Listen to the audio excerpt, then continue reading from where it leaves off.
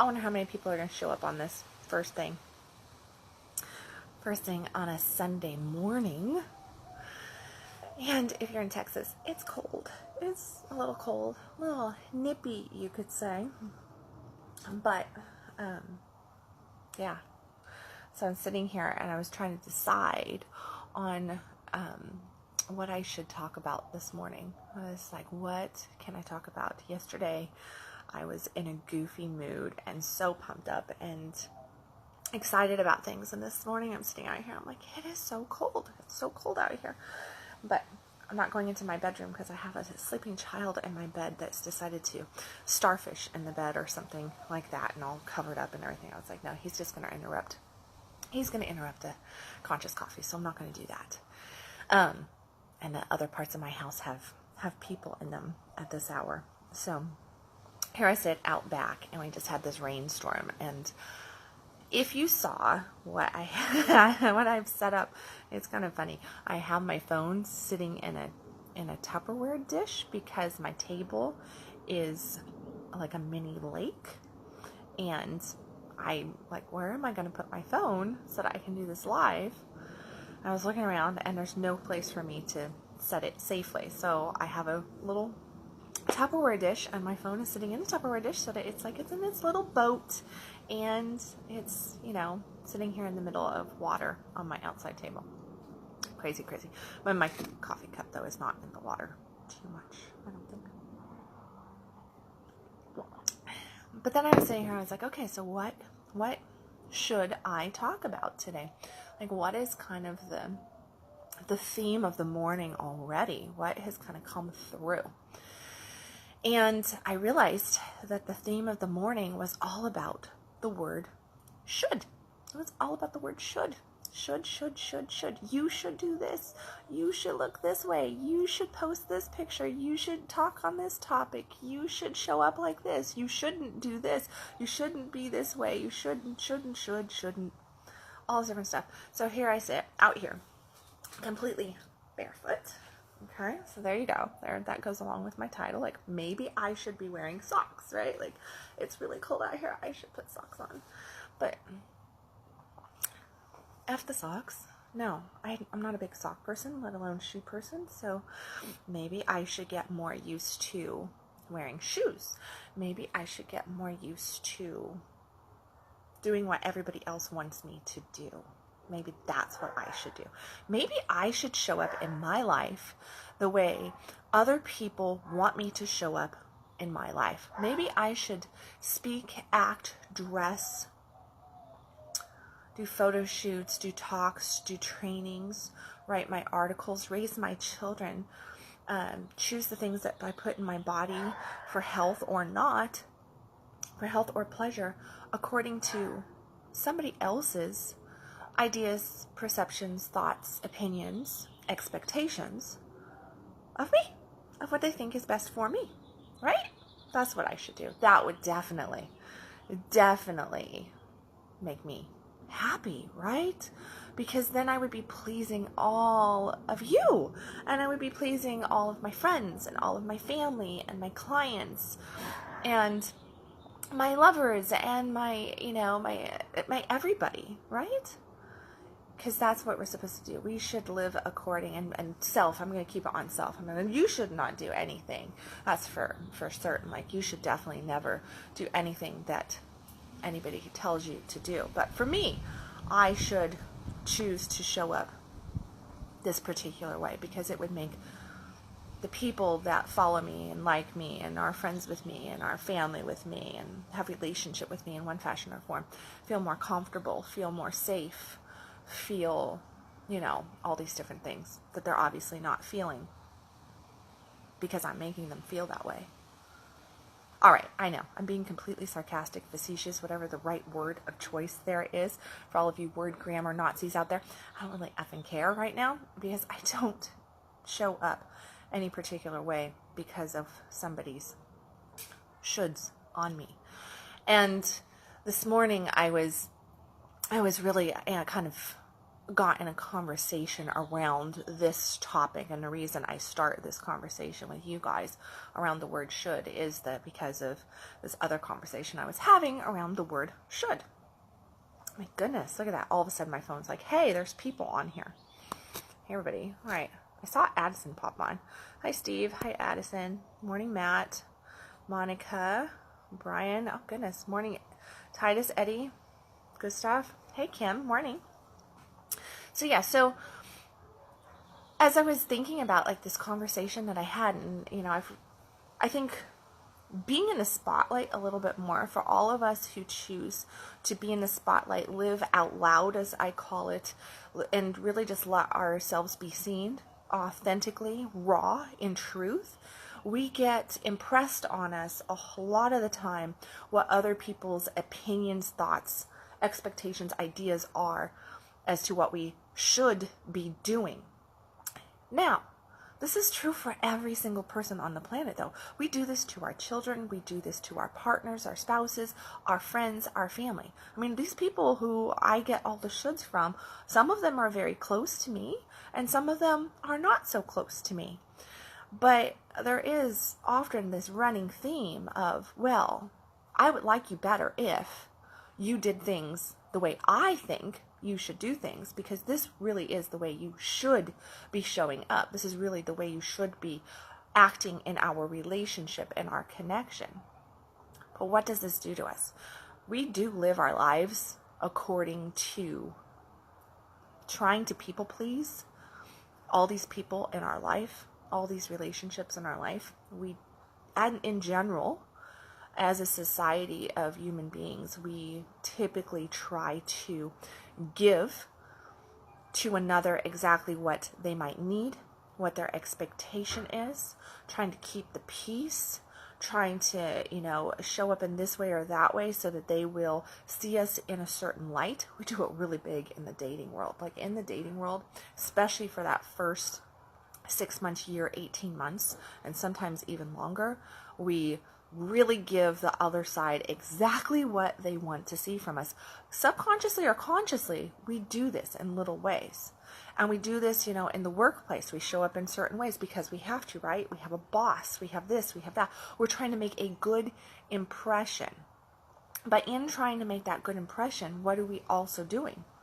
We lose ourselves, and what can happen is that we can become a habit to lose ourselves. And then we find ourselves 5, 10, 15, 20 years down the road, right?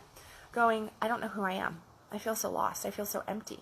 I feel this void. I'm so unhappy, on 5 different antidepressants, and medical conditions, and just stressed and lethargic, and just, and really not finding any real purpose or passion, enjoyment in life. Because we forgot to embody our lives as ourselves. We've been playing these roles to try to meet everybody else's shoulds of us, to try to make peace with everybody else, to show up according to what they think that we should show up. And what we do is we cause ourselves great suffering and loss of self when we do those things. So should I be wearing socks? I don't know. My feet are a little cold, but it doesn't really matter. I'm sure it doesn't bug anybody. It's not like I'm sitting here with my feet in the camera, right? And if I was, well, that would be my business. You could either choose to watch or not watch. Maybe you have a foot fetish. Who knows? Then it would be really hot for somebody that has a foot fetish to see me talking through my feet, right? It doesn't matter what somebody is doing. It has no effect on our life unless we choose to wrap ourselves up in their crap. Okay? So I'm going to come back to Byron Katie here, and there's your business, there's my business, and there's God's business. And whose business are each of us in control of? 2 of those we're not in control of, and 1 of those we are in control of. For the most part, we are in control of what? We're in control of our business. And what is our business? Our business is our thoughts. Our business is our feelings. Our business is how we choose to act in any given situation. Whether that is in compliance, agreement, or anything else to what somebody else expects of us or wishes of us doesn't really ultimately matter. How they choose to react to how we choose to show up, that's their business. That's not our business. But you see what happens is we end up in these little confrontations of, well, if you had shown up like this, then you would have made me happy, then I would have been feeling like this, and then we wouldn't be having this argument right now because you are responsible for my feelings. You are responsible for making me feel this way or that way, or the action that I just took is actually your fault because you set me off earlier by doing that thing that you do that drives me crazy, which makes me react like this, and so it's all your fault. It's all your fault. There you go. It's all your fault. Bullshit. Bullshit. No. No, take some freaking responsibility for yourself. Oh my gosh, hey, whole bunch more people. Demetria, Tom, John, Daniel. Morning. Morning, morning, morning. A lot of people on, not a lot of people communicating. Get some coffee, guys.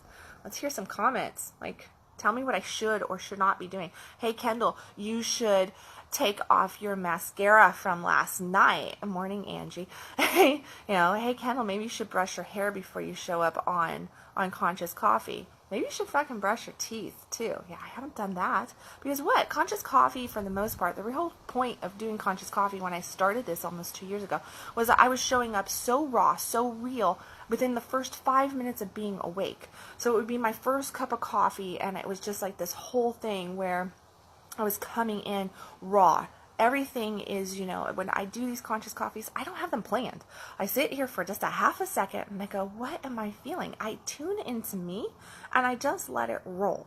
There's no script. There's no plan. There's no idea. This is just real raw second cup of coffee me. Yes, I did brush my teeth this morning. I ran my fingers through my hair, but you know what? I fell asleep on the couch with my kid last night, so I did not take my mascara off. Oh, well. Oh, well, right? But maybe that's a pet peeve of yours. Maybe that's going to cause one of you to just go, I don't know, I don't want to follow her anymore. She didn't take her eyeliner off. There has been so much activity lately that I see coming in from my fellow practitioners and friends and different things. I have people telling me that they got booted off of Facebook for voicing their opinion about politics. I have people telling me that they're getting, basically hate mail for just showing up as themselves, and that, that there's something wrong with just them showing up as themselves. There's, all this stuff going on, and I'm sorry, but this is not any way to, if somebody says something that we are not in agreement to, a mature person would just go, okay, I don't agree with that. And we can agree to not agree on this, but I don't have to go and stab somebody in the back and bitch them out and do this and do that, all because I disagree with their view on something, all because I disagree with the shirt that they had on, or their backdrop, or they didn't wear socks and it was cold outside where they were at, and oh my God, that's just horrible. What's wrong with that person, right? Which is why I gave this a goofy title of maybe I should be wearing socks, because it's like we fight over stupid stuff like that, like we're 3-year-olds, like we're 4-year-olds. My 4-year-old and my 6-year-old, now they get into it over stuff like that, no, there's 50 red Legos, but they're going to fight over this one freaking red Lego. Why? Because they're 4 and they're 6. But what do we have? We have a world society of people that are in their 20s, 30s, 40s, 50s, 60s, 70s. Are there any 80-year-olds following me? I don't know. There are, hi. But no, we have this society of people that are supposedly adults, supposedly mature. And what do? We fight like we're 4 and we're 6. There's no heart connection. There's no, hey, I can see your point, or maybe I can't see your point, but it's not like you're over here hitting me with a baseball bat. No, I have a choice. I have a decision to continue to watch, to continue to follow, to continue to connect, to continue a conversation, to continue a relationship, whatever that relationship might be, or I can turn and walk away. I don't have to get you fired. I don't have to report you, as I see somebody posting on here that's just joking with me. You know, you don't have to report somebody. You don't have to send hate mail. You don't have to be brutally mean and cruel and try to almost bully somebody into crashing emotionally, or, you know, just being a total, excuse me, but ass about something. Because when we do that, what are we actually doing? We're actually just showing what is going on inside of us. When somebody can trigger us to that level, what happens is we show all our internal junk off. It's like we're opening up the catalog to here's my crap. Would you like to take a tour of my crap land right now? And here's all the stuff that I feel insecure around, that I have challenges with, my own areas that I'm not forgiving myself, that I am holding bitterness, that I am scared of, that I am shameful of, that I have guilt around. Here's all my crap. That's what we do when we start to point at others and when we tell them what they should be doing, because there's stuff inside of each one of us. There's no such thing as a perfect person, a fully healed person. No, we all have our work to do. We all have trauma. We all have shame. We all have guilt. We all have pain. We've all been through crap, tons and tons of crap, but we've all had great, beautiful moments, and we all are so powerful and so beautiful. And I refuse to be one of those people that thinks poorly of humankind. I believe that each and every person on this planet was born for abundance, was born for greatness, has a purpose, has light in their soul, in their being, and at their core, every single person wants connection and to be loved and to be happy. Those are the things that we want. And I can't help it. I have not met a person that does not want that yet. Even the pissiest person, the angriest person, they want that. They don't know how to go about getting it. They're lost. They're scared. They're trying to control the situation in any means possible, which also means, well, you said something that I don't really like, or you showed up a different way that I don't really like. You did not meet my expectations. I have not done my work. I have not done this. So what am I going to do? I'm going to try to control you in one fashion or form. So I'm going to tell you what you should or should not do, or I'm going to try to take away your voice. I'm going to try to take away something from you so that you're not over here sounding off in my head or showing up in my life.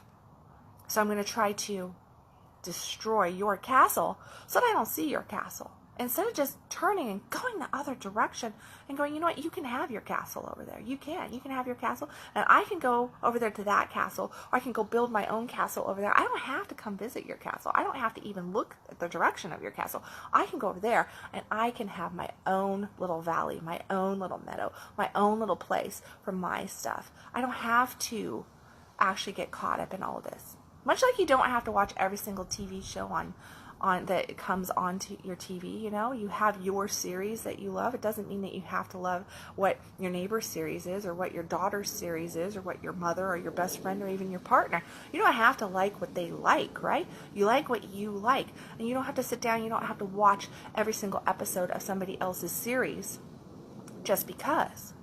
What? To make them happy? No, we don't do that. We don't do that. And we don't say, oh, they should take that off of TV because I don't like that. I don't like that, and my partner's watching that, and I don't like that he's watching that or that she's watching that, so I think that they should take that off of TV. So I think I'm going to go to Hollywood, and I'm going to just, I'm going to just do a demolition on the studio where they film that, and boom, problem solved. We don't do that. That's sheer craziness, right? We get that is over there. It's separate from us. It has no impact on us. It has no effect. So why do we let our friends, our family, online friends, offline friends, our lovers, our children, our parents, our siblings, our clients, our colleagues, our bosses, the newspaper, why do we let these things get to us so much? I challenge you today to ask yourself that. I challenge you today to look and really draw the light in on the things that trigger you the most. and what the potential, why are they triggering you? What wound are they actually opening up? What are they trying to reveal to you that actually needs to be loved a little bit more, that needs to be healed a little bit more, that needs to be forgiven a little bit more, that needs to be just washed clean a little bit more? Where do you need to actually focus in and give yourself a little bit of TLC, internal TLC, and do maybe a little bit of work around it, some release work, some healing work? What can you do to not be so triggered? How are you guilty of doing some of the things that agitate you the most in others? I can tell you what, that right there is probably one of the biggest homework assignments that I have ever done personally. Years ago, I was studying Kabbalah, and one of the homework assignments, that the light work assignments that came in, was to look at the things that irritate you the most. And whatever it was that irritated you the most, to then look at where you are guilty of showing up with that stuff in your life. So like, where are you, like I always used, I've never really had road rage, but I've had times where I've been frustrated with getting onto the road, like merging in, and it's like, why will nobody let you merge in? It's obvious this is a merge lane, right? So why does everybody speed up on that outside lane and try to push everybody who's trying to merge in, who has to come in at a slower speed? Why do they try to almost like bully them off the road? There's only so much road before you run into the stinking divider, the cement thing, right? Or off the road completely. So it's like, it doesn't make a whole lot of sense, but we're all trying to win. We're all trying to beat each other. So I would get irritated around that, like that merging. So I looked at that energy and I was like, what is this? This is a need to kind of like, I've got to push my way in front. I'm getting irritated at somebody trying to push their way in front, at a bully energy, at a non-present, not paying attention to what is going around. And that's what I linked it to, is that most people are just not present. And so subconsciously they're trying to push through. This is like, got to win the race, right? Got to be the first one to the food. Got to do this, got to do that. And what happens is that we're just kind of become oblivious about what potentially can happen, the accidents can happen, and all this different stuff is there. And we're acting subconsciously in those moments. So I started to look at my presence level and the things that I was doing subconsciously that was really probably irritating the people closest in my life. And I started to look at that, and guess what? When I started to do the work and to clean up that area, which just meant me becoming more present in my life, as soon as I started to become more present in my life, my irritation around the people that were not letting me merge in on traffic, and I know that sounds like a small thing, but people have like serious ass road rage, and like we get really, really upset about driving in traffic. We do. It's one of those things. It's really on point. I stopped having my frustration at that level, or even at all, when I was driving, when I was merging on. I was like, and you know what? There was a strange thing that happened.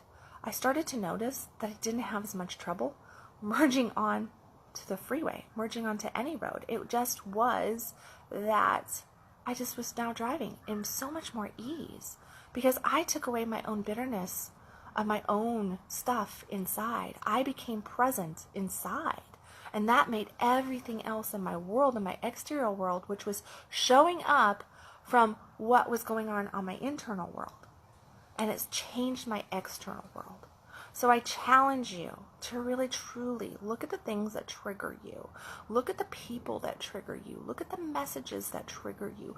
Look at the how somebody's showing up, like I got told about dressing up in costume and posting pictures around that, and that it triggered somebody, from an old photo shoot from eons ago. And I was like, and that triggered them. Well, what about me showing up like that triggered what in them? Like what? So we need to look at, that person needs to look at what is troubling them. Like maybe they were caught off by my lack of realness because I was playing dress up. Maybe it was my playfulness.